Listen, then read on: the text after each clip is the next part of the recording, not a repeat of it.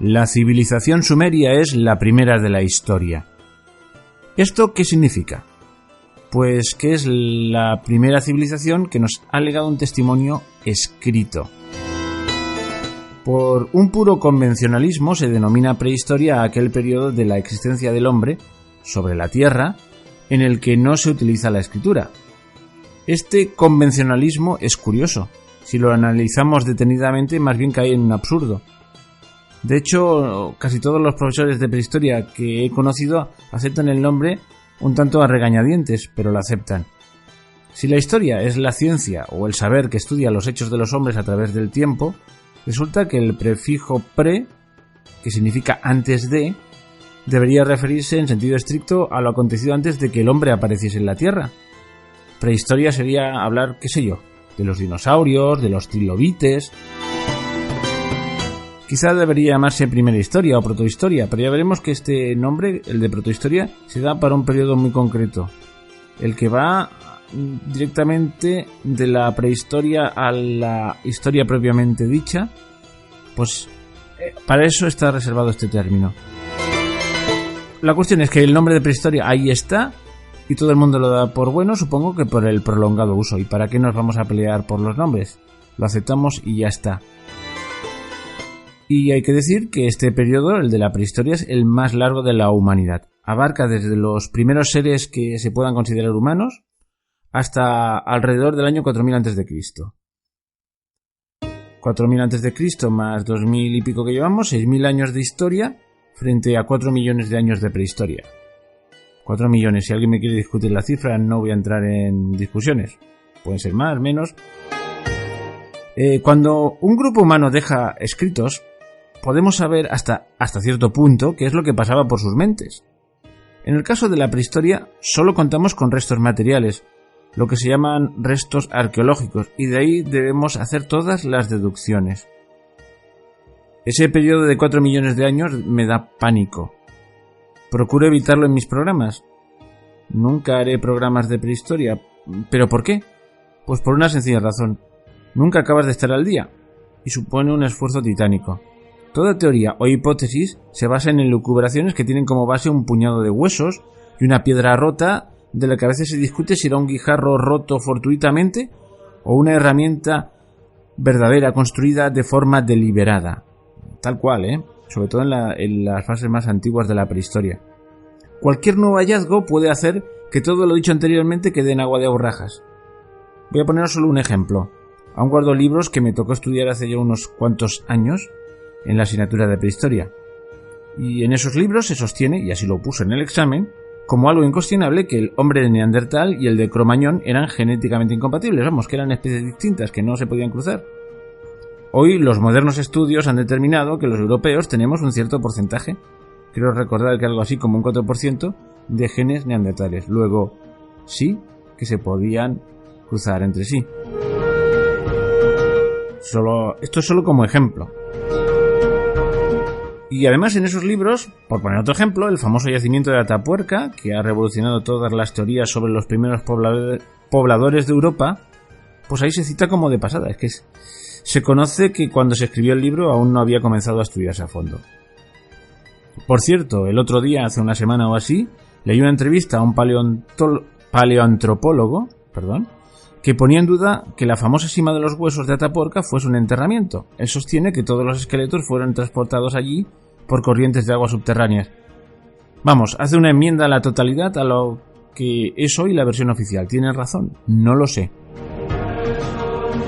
Pues dejemos ya estos ejemplos y vayamos y centrémonos. Pues ese larguísimo y oscuro periodo denominado prehistoria, a su vez se divide en dos: el paleolítico y el neolítico. Paleo es un prefijo griego que significa antiguo. Lítico viene de litos, palabra griega que significa piedra. Los dos grandes periodos de la prehistoria se podrían traducir como piedra antigua y piedra nueva. Aún recuerdo los libros de historia de creo quinto de GB, el equivalente al actual quinto de primaria, de cuando tendría unos 10 añitos. Creo que eran de esa época, no estoy seguro, Lo que sí que veo claro es la ilustración. Comparaban un hacha de sílex del paleolítico con las huellas de los golpes de talla en la superficie, con otra del Neolítico de superficie regular y pulida. Piedra vieja, tosca, piedra nueva pulida. Esa es la gran diferencia, venía a decir. Pues bien, la diferencia entre los dos periodos de la prehistoria es mucho más profunda. La gran diferencia es el paso de una economía depredadora y nómada, caza, pesca y recolección, a la producción de alimentos, agricultura y ganadería, y al sedentarismo. Y de eso se derivan luego muchas consecuencias. Vamos a centrarnos en el Neolítico y más concretamente en su fase final. La fase final del Neolítico con la aparición de las herramientas de metal en el Próximo Oriente. Porque hay que decirlo, estas periodificaciones de la historia, o la prehistoria en este caso, tienen bien poco de universal. Hasta hace poco más de un siglo aún habían comunidades humanas sumidas en el Paleolítico, en el desierto del Kalahari o en Australia. Gordon Childe, espero que se pronuncie así, fue un investigador que estudió el Neolítico del Próximo Oriente en la primera mitad del siglo pasado y acuñó el término de revolución neolítica. Como fue el primero, su denominación se mantiene, aunque también podría ser discutida. Revolución es un cambio radical en un breve lapso de tiempo. El cambio de hábitos de nómadas a sedentarios, de cazadores a granjeros, etc., es radical, pero paulatino y proyectado en el tiempo. No parece que se diese de la noche a la mañana, entonces lo de revolución aquí no encaja mucho. Más bien sería una evolución que una revolución. Pero Childe era un marxista convencido que aplicaba la teoría del materialismo histórico a su investigación y claro, el término revolución le ponía. Pues bien, vamos a poner la lupa sobre el Próximo Oriente y la revolución neolítica para describir el marco en el que surgió la cultura sumeria. Hay una zona llamada el creciente fértil, por analogía con la forma de la luna en cuarto creciente, que es una franja de tierra que cubriría un arco que va desde el cauce de los ríos Éufrates y Tigres, lo que llamamos Mesopotamia, junto con todas las montañas que lo bordean por el este y el norte, lo que hoy sería el occidente de Irán y el sur de Turquía. Continúa por Siria, Palestina y Egipto. Pondré un mapa en el blog y en la comunidad de iVoox para que os situéis, pero basta con que vayáis a Google Imágenes y escribáis creciente fértil y ya tendréis un mapa bien claro allí. Dicho rápidamente y obviando matices que me perdonen los eruditos, en esa zona están los ancestros silvestres de muchas de las especies agrícolas actuales, especialmente de los cereales. También especímenes salvajes de animales de ganado, como vacas, ovejas, cabras, asnos, etc. En los bordes de ese creciente fértil, al sur de Turquía o en los montes Zagros, están localizados los primeros yacimientos de aldeas agrícolas, también en Palestina, donde encontramos la ciudad de Jericó, que cuando yo estudiaba, no sé ahora, se considera la ciudad más antigua, por lo menos de las que actualmente siguen habitadas, que pronto tuvo su muralla y todo, y habitada ininterrumpidamente desde hace casi 9000 años. Ahí se dan los primeros escarceos agrícolas. Empieza el cambio que poco a poco se extiende a los fértiles valles del Nilo y del Tigris y el Éufrates, que son los que nos interesan, los últimos. El Nilo, es decir, la civilización egipcia, no la trataremos en esta serie, la trataremos en una serie aparte. El gran cambio no es solo económico, de depredadores a productores de alimentos, es también social. Se consiguen excedentes de alimentos con los que intercambiar, nace el comercio, algunos miembros de la comunidad pueden liberarse total o parcialmente de las tareas agrícolas, las tareas de producir alimentos, para especializarse en producir herramientas, primero de piedra, luego de metal, y dentro del metal primero de cobre, luego de bronce. Aparece la cerámica, otro gran descubrimiento. Aparece una protoorganización política, se empiezan a diferenciar las clases sociales por la acumulación de bienes, etc. La última zona en ser colonizada dentro de esta zona primigenia, por estos granjeros son las zonas fluviales que precisan una gran organización para construir diques y acequias, obras públicas en definitiva. La zona comprendida entre los ríos Éufrates y Tigris, la llamada Mesopotamia, será así pues la cuna de las primeras civilizaciones históricas.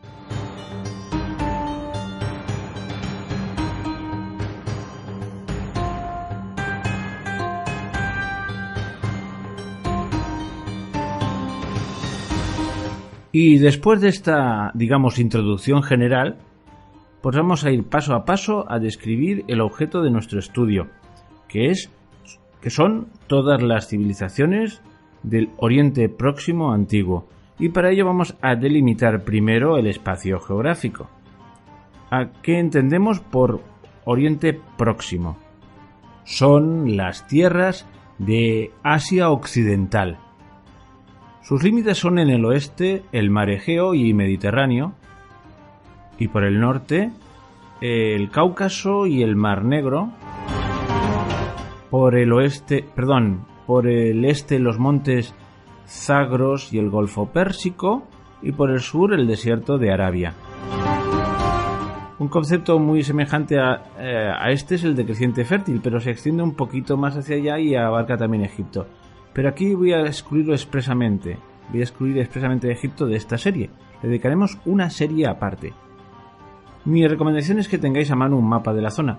Para facilitaros las cosas, he colgado esos mapas y otras informaciones gráficas en el blog de Primum Gradus, primumgradus.com, en la página de comunidad que hay en iVoox. Arriba hay una pestañita que pone comunidad, pues también lo voy a colgar ahí.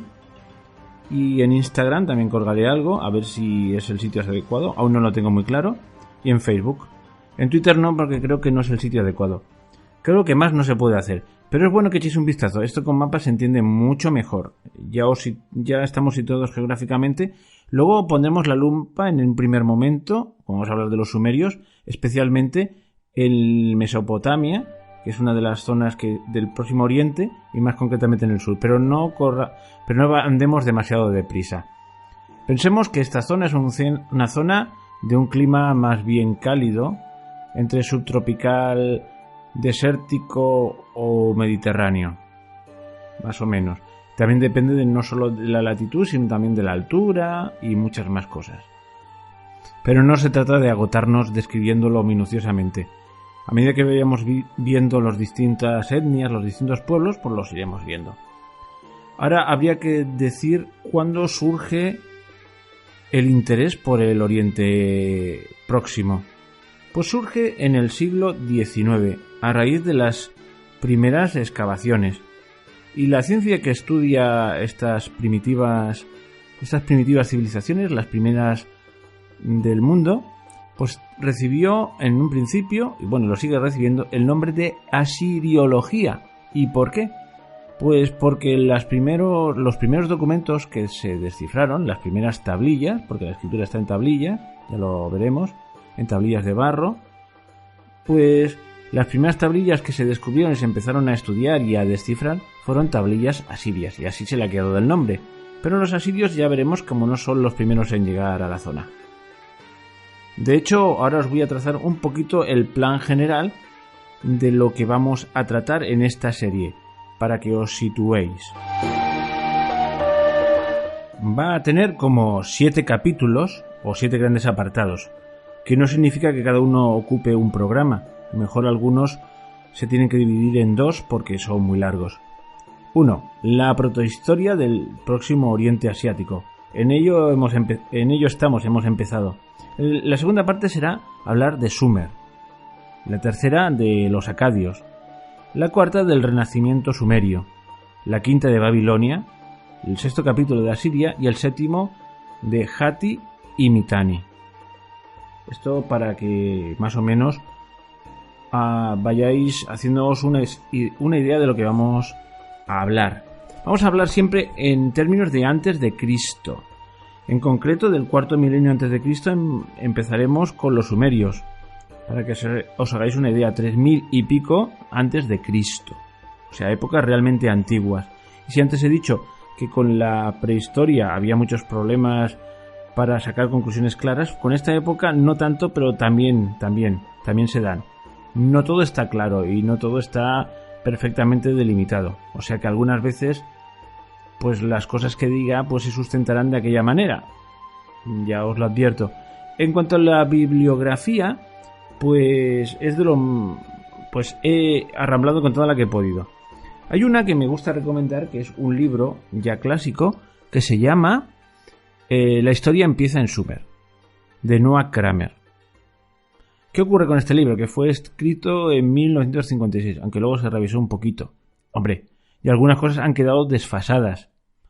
pero es un hombre honesto. Entonces se puede decir que lo que dicen no es que sea mentira, pero ha sido superado, se han adquirido nuevos conocimientos.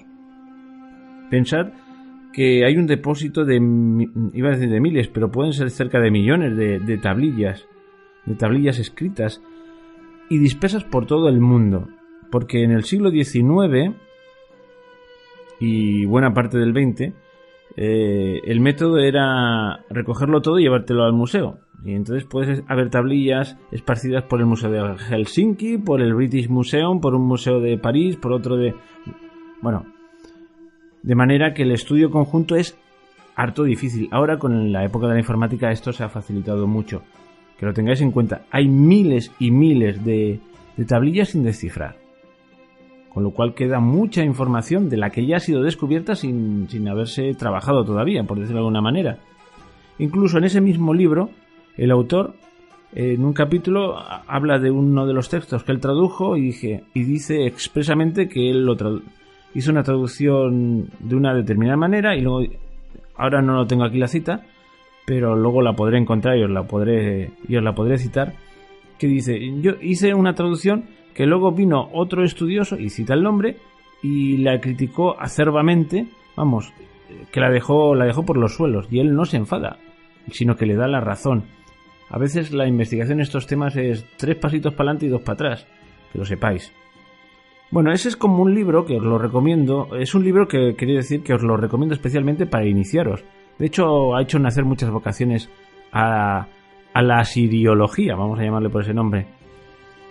Pero ya os digo, está superado porque los conocimientos han avanzado y además los estudiosos modernos se quejan de que todas las cosas que dicen son ciertas y las han podido comprobar, pero tiene un trabajo extra, y es que no puso el nombre de las tablillas. Pero están clasificadas con una numeración, con una nomenclatura, y entonces cuesta un poquito encontrarlas. Yo creo que esto no nos afecta a nosotros, que somos unos auténticos profanos intentando recoger lo que han dicho los sabios y los que han tenido las tablillas en la mano. Ni yo ni creo que ninguno de los oyentes esté en ese caso, sino que lo que voy a hacer es recoger la información de lo que otros han escrito y procuro estar al día. Bueno, pues ese es un libro primero que os lo recomiendo para entrar en contacto, un primer contacto con la historia, por ejemplo, de Sumer. Tiene capítulos muy divertidos. Estos son el primer estudiante, el primer gamberro, bueno, es absolutamente didáctico e introductorio. Luego hay otros libros. Ahora mismo tengo en las manos, incluso esa periodificación que os he dicho, la he sacado de la historia del mundo antiguo de Ana María Vázquez Sois, que es uno de los grandes conocedoras del Próximo Oriente Antiguo que hay en España.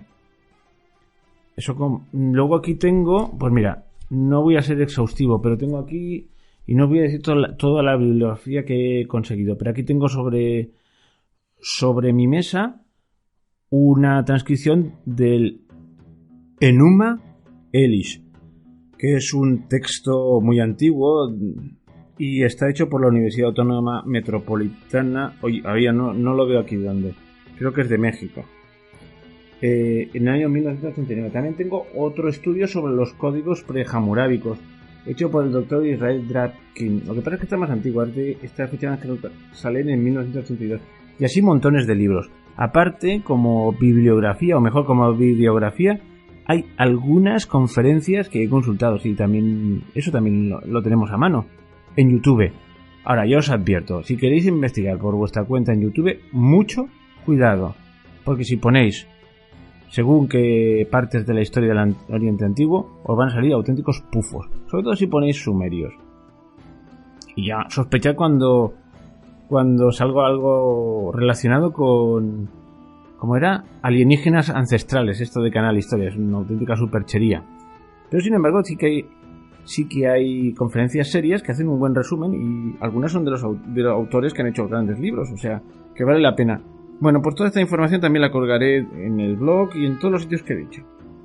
También en la comunidad que hay en iVoox. Lo digo para si queréis ampliar materia.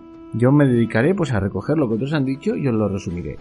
Ya sabéis que yo no he ido a investigar, nunca he estado en excavando en Babilonia o en Ur o en Palestina. Nunca he tenido una tablilla en las manos. Yo procuro resumir y hacer asequible lo que viene en los libros. Y procuro pues tener información lo más correcta posible. Y procuro no caer en eso, en los Anunnakis que venían de una nave extraterrestre.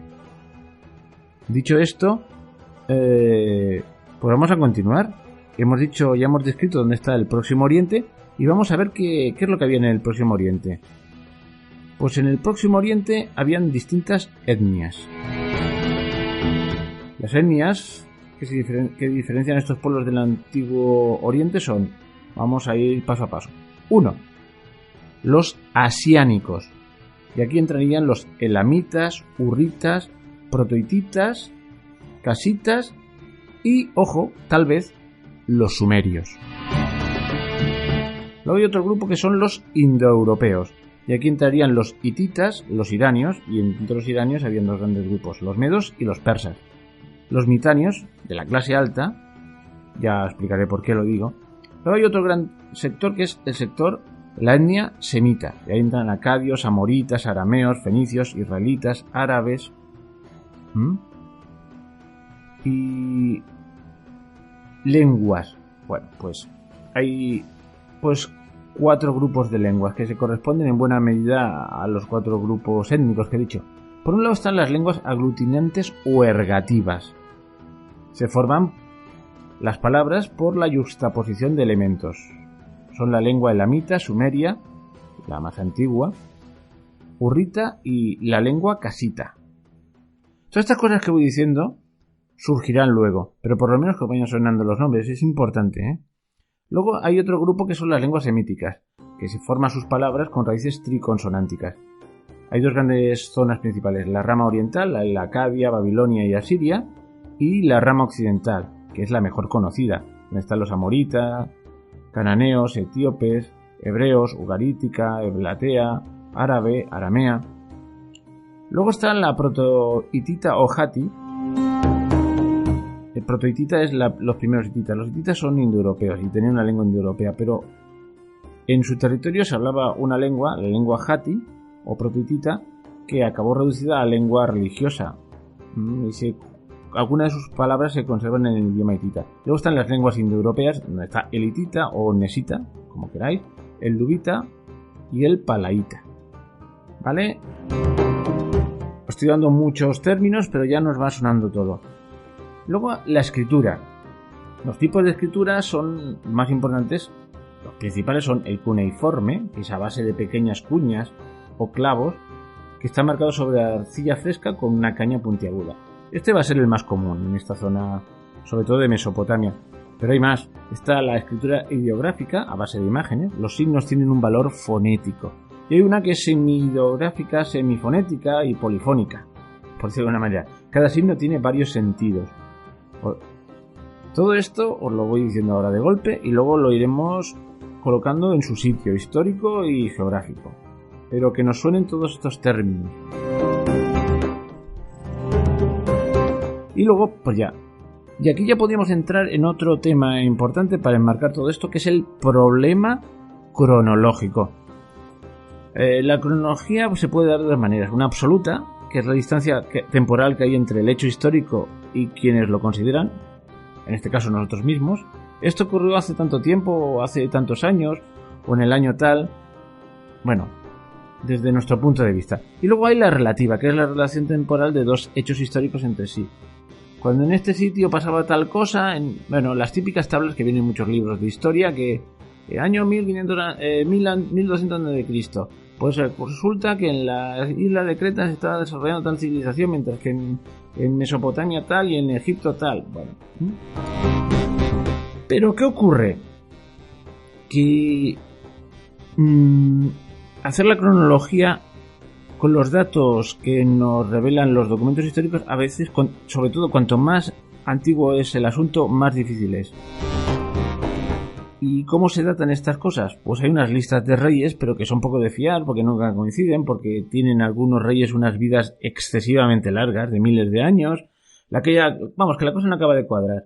Y la parte más antigua, lo digo así fácil, muy rápidamente, pues se pudo medir a partir de... Bueno, digamos que el punto de partida de las discusiones es un fenómeno astrológico, es decir, la ocultación del planeta Venus bajo el 10º rey de la primera dinastía babilónica, Amisaduqa, conocida por una tablilla de la serie antológica del Enuma Elis, cuya transcripción tengo aquí, que se produce cada 1460 años. Bueno, a partir de ahí la gente empieza a datar.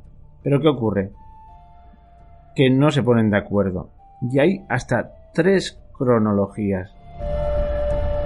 La cronología larga, la cronología media y la cronología corta. No vamos a profundizar esto.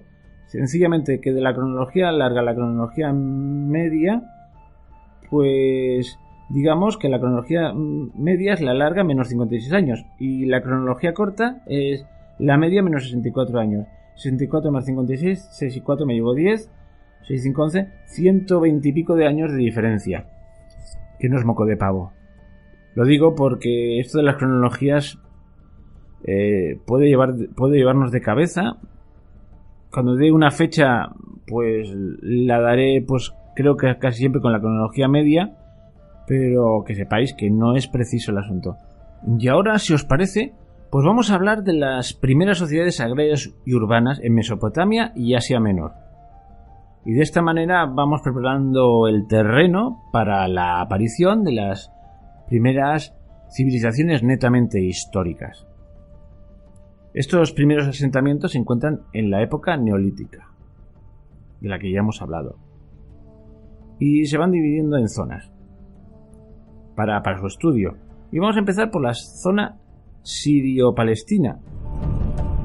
Se desarrollan 2 grandes culturas: el natufiense, entre el 10º y el 8º milenio, entre el 9000 y el 7000 y pico. Bueno, ya me entendéis, aquí las cifras no busquéis una precisión milimétrica. Es una cultura que es del paso del estadio de depredador al estadio agrícola. Ya se dan ciudades amuralladas, incluso Jericó, que empieza en el 8000, 7000 a.C. y se da una población de unas 2000 personas. Pues he dicho que Jericó es la ciudad más antigua de las que hoy existen. Vivían en cabañas circulares de piedra. Voy a ir muy rápido, ¿eh?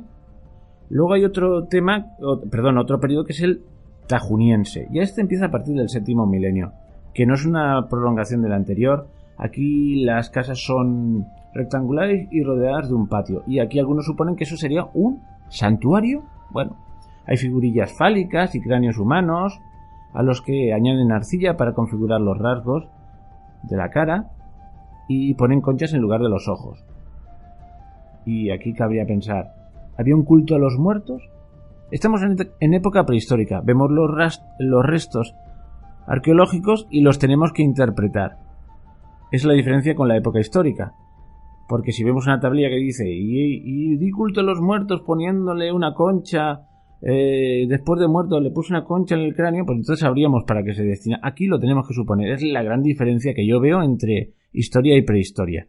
De todas maneras, ya veréis como la primera historia está muy pegada también a la arqueología, porque los textos aclaran cosas, pero no todo. Perdonadme la discreción. Este periodo es aún precerámico. La cerámica apareció por primera vez hacia el 5500 a.C. en Valle Yarmouk, cerca de Jericó. Pero es importante, la cerámica es otro eslabón importante en la evolución neolítica. Ya habíamos visto Siria y Palestina. En Asia Menor, la fase antigua se desarrolla hacia mediados del 7º milenio. Ya hay un neolítico pleno y se dan 2 fases: Acilar y Satal Huyuk. Asia Menor es Turquía. Hoy es lo que es Turquía. Veamos el primero. Acilar es un tipo muy parecido al natufiense, tauniense que hemos visto antes, y son las capas más antiguas. Pues sabéis que la arqueología va por capas, por estratos. Los más antiguos están abajo. Pues esos son acerámicos. pero poco a poco van apareciendo, en los más altos, quiero decir, aparece la cerámica, mejor dicho. Tienen hornos de paja, agricultura, las cabañas son parecidas a las de Jericó, aunque también las hay rectangulares. La economía era agrícola con indicios de ganadería. Hay obsidiana importada, lo que indica que existía comercio. Hay cráneos, como en el tajuniense palestino, a veces enterrados bajo el piso de las casas, entroncando con algún culto a los antepasados, se supone. La otra fase es la de Çatalhöyük. Esta tiene 10 niveles que van del 6500 al 5650 a.C. Su economía se basa en la agricultura, la ganadería y la caza y la pesca, que eran importantes complementos. Sus hábitats eran verdaderas metrópolis en comparación con los pueblos de la llanura. No es que fueran unas ciudades inmensas, pero de todo esto os pondré imágenes, pero son muy característicos. Son casas escalonadas y con grandes terrazas en las lomas de la montaña, y aparecen por esos rasgos de comercio, porque tenían obsidiana, mármol y alabastro del Tauro. Se puede localizar donde traían estos materiales con estudios posteriores. Luego tenían un cierto comercio. Utilizaban el plomo y el cobre solo para decoración. O sea, no habían entrado propiamente la edad de los metales cuando se hacían las herramientas de metal. Ya conocían los sellos de arcilla como marcas de propiedad. Luego ya tenían propiedad. Esto no es un tema baladí. Es decir, una sociedad nómada, en la propiedad, digamos que es un tema muy secundario. El arco y las flechas y poco más. La alfarería se hacía a mano en esta cultura. Y bueno, también habían yacimientos en Kurdistán. Y hay otro importante, que es el de Jarmo, que se caracteriza por las tumbas sin ofrenda, a veces con figurillas de la llamada diosa madre y animales, corderos, cabras, bueyes. Y ya dejamos esto y nos vamos a centrar en lo que más nos interesa, que es la protohistoria de Mesopotamia, porque así ya podemos empezar con los ancestros, con los inmediatos antecedentes de las primeras culturas urbanas propiamente dichas.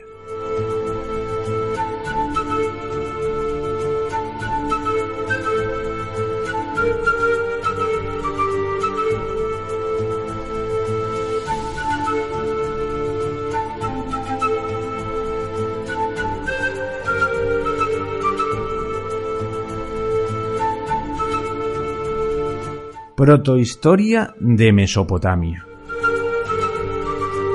El paso del Neolítico a la historia propiamente dicha es una época intermedia a la que solemos llamar protohistoria, durante la cual, en lugar de las pequeñas comunidades agrícolas y pastoriles anteriores, compuestas por una familia más o menos numerosa o un clan, pasamos a encontrarnos con una sociedad más numerosa y compleja, jerarquizada y ya con escritura.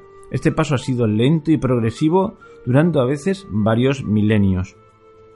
La protohistoria mesopotámica se divide en varios periodos, caracterizados por elementos específicos, a los que se da el nombre del sitio donde este horizonte, así se llama, cultural, ha sido encontrado por primera vez. Estos periodos son 6 y se encuentran 3 al norte y 3 al sur de Mesopotamia.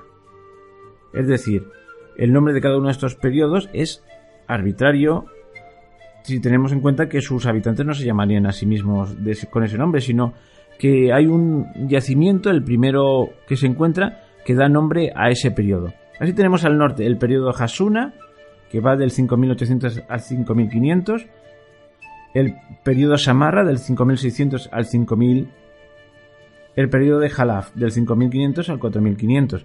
Recordad aquí que las cifras, cuando hablamos antes de Cristo, van de mayor a menor, al contrario de cuando es después de Jesucristo. En el sur tenemos el periodo de Lobeit o Eridu, del 5000 al 3750, el Lobeit II. Luego está el periodo de Uruk, del 3750 al 3150, y el periodo de Hemden-Nar, del 3150 al 2900. Esto os lo he dicho para que os hagáis una idea de en qué cifras nos movemos. Y voy a colocarlos un poquito geográficamente y no voy a entrar en muchos detalles porque si no nunca empezaremos con lo que nos toca, pero es bueno conocerlos. Digamos que vamos a ver los del norte. Primero está Hasuna, que está a 35 kilómetros al sur de Mosul. ¿Os suena Mosul? Tristemente ahora suena mucho porque por esa zona anduvo el ISIS. Es al norte de Irak, al norte de Mesopotamia. Bueno, y sobre un hábitat primitivo se señalan 6 niveles de ocupación, cada uno con casas cada vez mayores y mejor construidas. Tenían cerámica pintada o incisa con temas no figurativos. Todo esto lo estoy leyendo, porque de memoria no me lo puedo saber, del libro que os he citado antes de Ana María Vázquez Oiz, Historia del Mundo Antiguo, volumen 1, Próximo Oriente. Bueno, es bueno citar las fuentes, no lo tengo todo en la cabeza. Aún se utiliza el sílex. Se encuentran niños enterrados bajo el suelo de la casa en jarras de arcilla, mientras que a los adultos se les enterraba sin ningún tipo de ceremonia, fuera del poblado.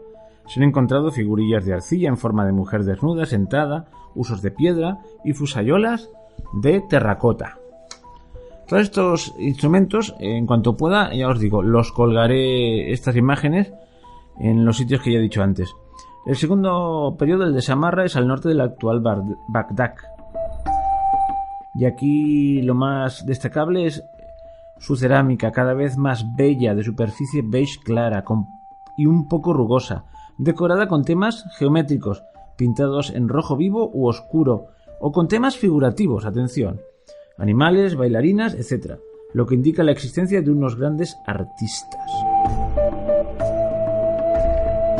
Esta cultura es un producto netamente mesopotámico, aunque durante mucho tiempo se le ha creído importada de Irán.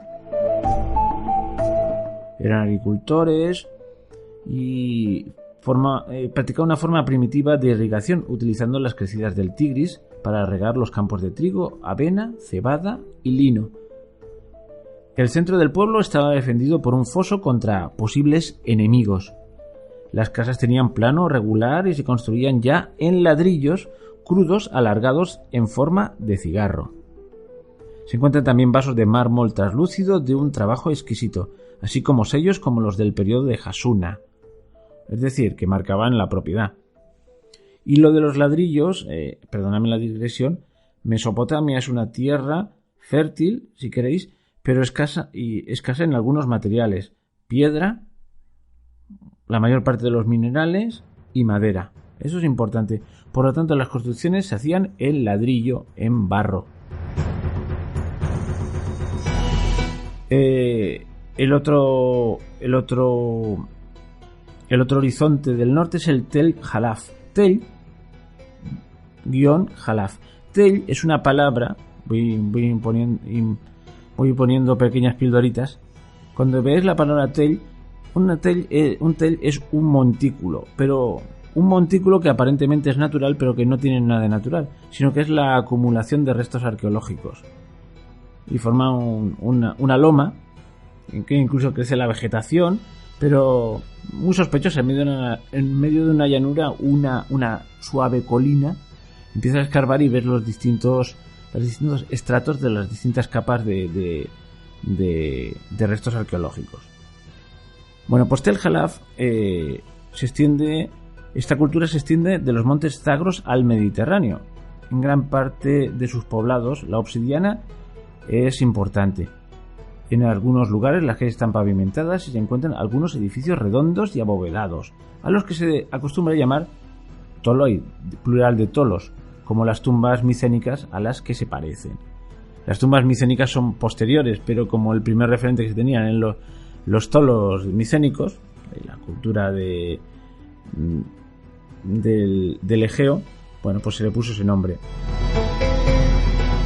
Y vamos a los del sur, que nos van a interesar mucho por una serie de razones, y entre ellas, y no la menos importante, es que son el precedente inmediato de la civilización sumeria. Ya estamos acabando con la presentación, vamos a entrar con los sumerios. Pero vamos a ver las civilizaciones del sur de Mesopotamia. Tenemos primero a el Obeid o fase de Eridu. Y aquí me voy a detener un poquito más si hace falta para que nos quede muy claro. El Obeid es el nombre de un pequeño montículo o tell, ya lo hemos dicho, situado a pocos kilómetros de Ur. Comprende los primeros niveles de ocupación de los 19 descubiertos al excavar el zigurat, entre los que se encuentran 17 templos superpuestos. Ya hemos dicho zigurat. Apuntaos esta palabra porque luego la explicaré más adelante, pero zigurat era una construcción escalonada, posiblemente un templo escalonado. La cerámica pintada es de excelente calidad y se parece a la llamada tradicionalmente post-Samarra. ¿Os acordáis de Samarra? Lo que viene después de Samarra. Bueno, los templos de Eridu, construidos con grandes ladrillos crudos ligados por mortero de arcilla, tienen una larga cella rectangular bordeada de pequeñas habitaciones. La cella es una sala principal, y la mayor parte de ellos se elevan sobre una terraza a la que se accede por una escalera. Luego ya pasamos a el Obeid II. Es un neolítico final que se extiende hasta el Mediterráneo con cerámica marrón oscuro sobre fondo verdoso, notándose en este periodo un verdadero progreso en el trabajo del metal. Atención, ya entra el metal. En la fase del Obeid, el crecimiento demográfico produce un mayor nivel de vida. En Eridu IV, el yacimiento de Eridu, la capa cuarta, se encuentra ya el templo tripartito, típico sumerio, y también se conoce la irrigación. ¿Os acordáis que antes ya habíamos dicho que un sistema de irrigación aprovechando los periódicos desbordamientos del Tigris? Pues no, aquí ya la irrigación es mediante unas primitivas acequias. Utilizan utensilios de piedra y cuecen la arcilla en horno. Por las barcas encontradas en el cementerio de Eridu se sabe que conocían la navegación y practicaban el comercio. Los pueblos estaban dominados por el templo, lo que indica el dominio de los sacerdotes, que dirigían el culto, la economía y la administración. Se adora ya a los primeros dioses, similares a los que luego se venerarán en Sumer. Para algunos estudiosos, como Frankfurt y Speiser, son los primeros sumerios, y también para Kramer, el autor del libro este que os he recomendado al principio. Luego está la fase de Uruk, que va del 3750 al 3150. Más o menos, ¿eh? Y esto ya se clasifica como protourbano tardío.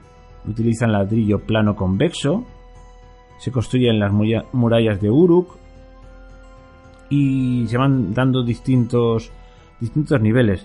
En el nivel cuarto encontramos tablillas de arcilla con numerales convencionales. Son anotaciones de cantidades seguramente, pero son los primeros números. Ya se puede llamar ciudades a los establecimientos más grandes. Vamos, que todo indica que ya podría ser algo sumerio.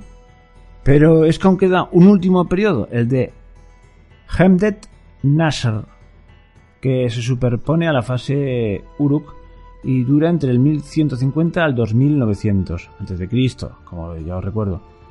Se ven claramente unidas la organización templo-palacio y la función rey-sacerdote. Gobernaba el señor O-En junto con hombres más ancianos. Sus dioses eran Inanna, futura Ishtar Acadia, y An. También en Lil aparecen todos los dioses. Este periodo era plenamente urbano. El templo era el centro económico. Intercambiaban excedentes con Egipto y con Irán. Conocían el oro y la plata. Vamos, que para muchos, para la mayoría ya eran sumerios, pero como esto es una discusión entre eruditos, ya pasamos a la siguiente fase, que ya es la plenamente sumeria, y ya inauguramos la historia. Ya hemos acabado la gran introducción y ya podemos entrar a hablar de Sumer, la primera civilización histórica.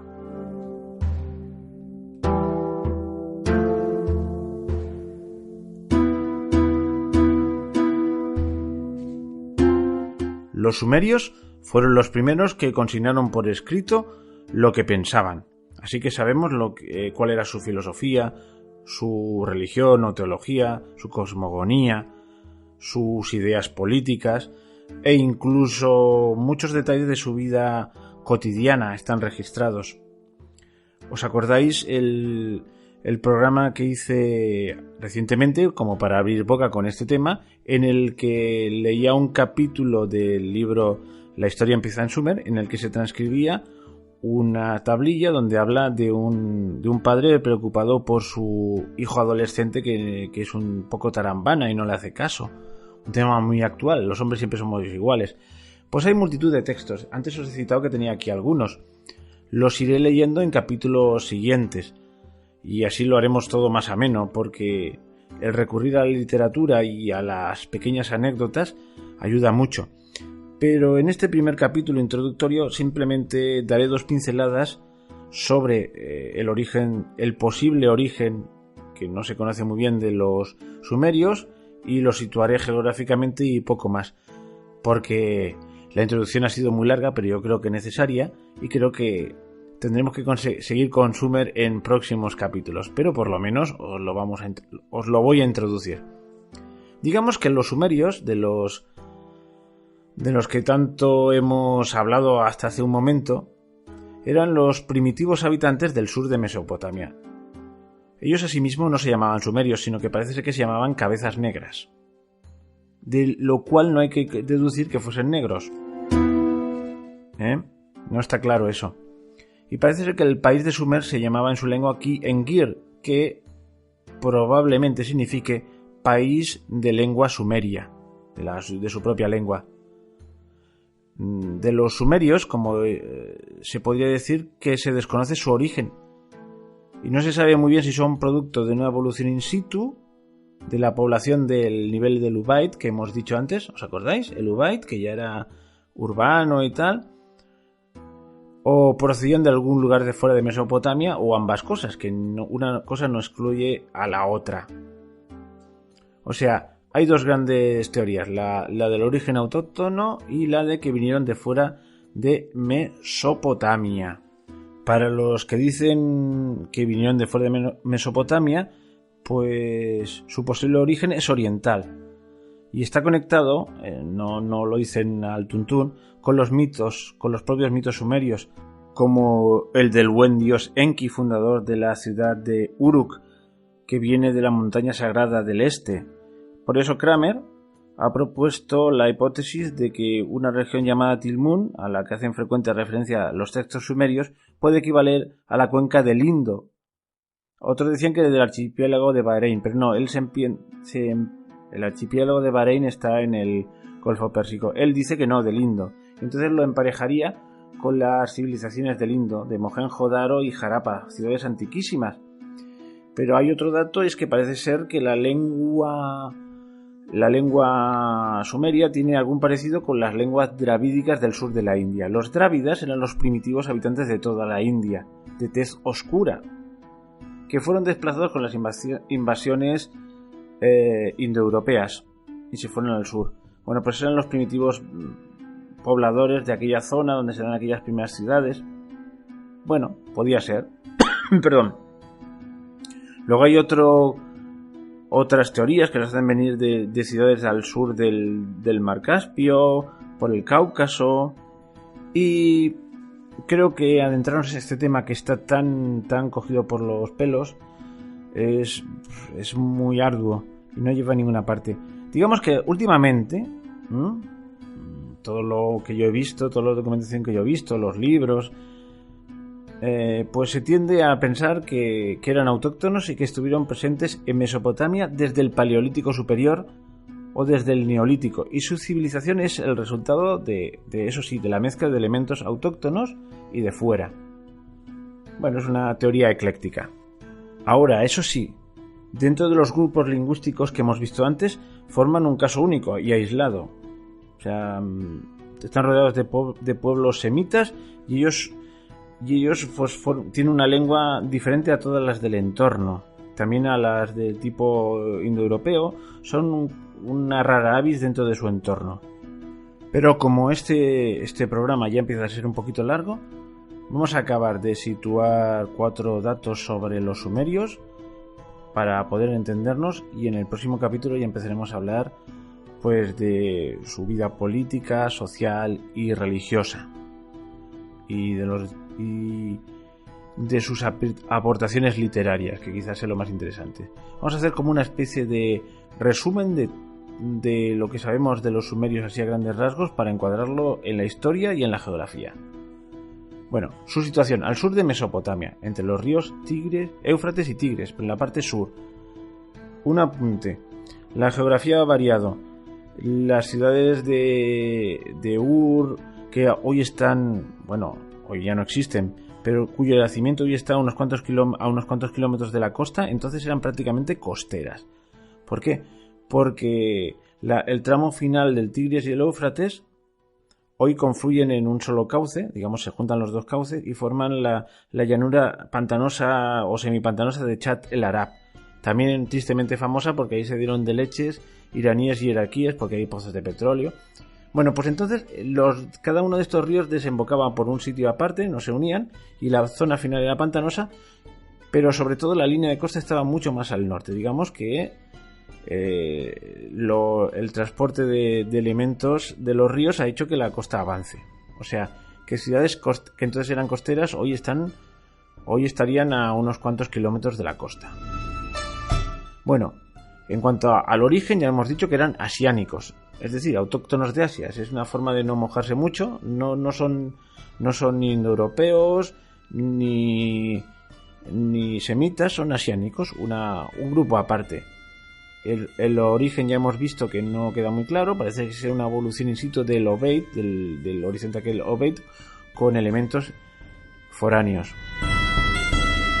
La periodización viene por la hegemonía de cada una de las ciudades.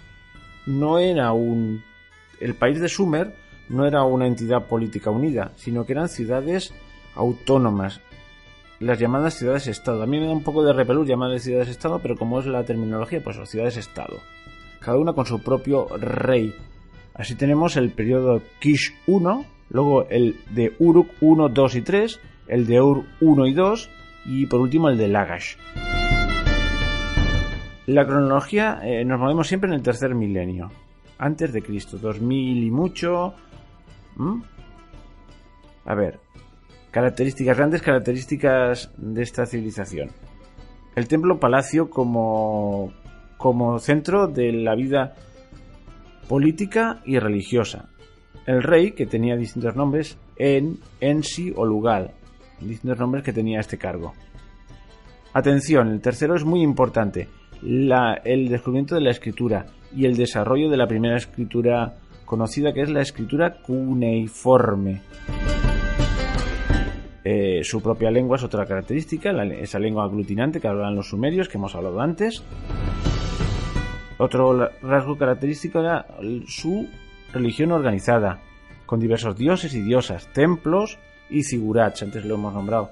En aquellos templos con terrazas consecutivas cada vez más estrechos, templos escalonados.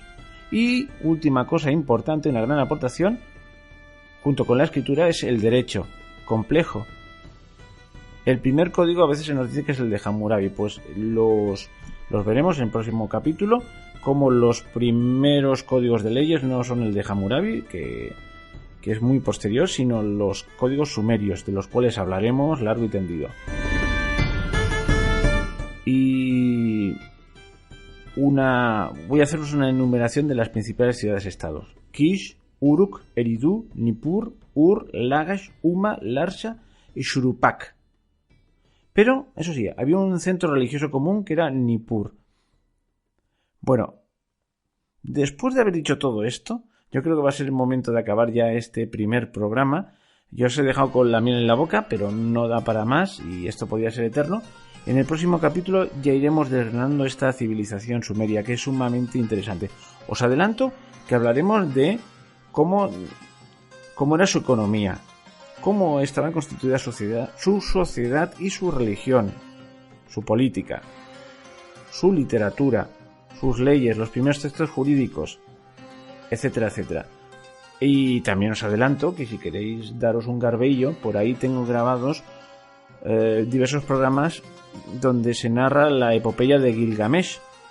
Es una versión, creo que babilónica, de muchos siglos después, pero que recoge una tradición sumeria y transcurre en la primitiva Sumeria. Y os podréis dar os podréis más o menos hacer una idea de cuál era el ambiente que existía en esa cultura. Y bueno, aquí lo dejamos por hoy.